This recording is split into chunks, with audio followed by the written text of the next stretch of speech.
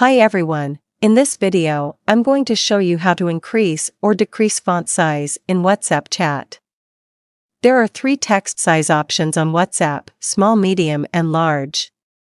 You can change the text size via the settings menu.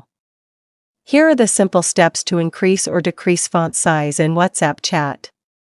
Firstly, open the WhatsApp app. Tap the 3 dots on the top right corner. Tap Settings. Tap Chats. Here there is a font size option. Just tap on it.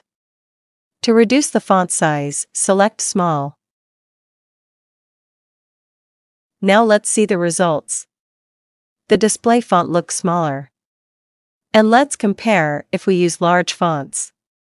The font size in your WhatsApp chat will be displayed larger.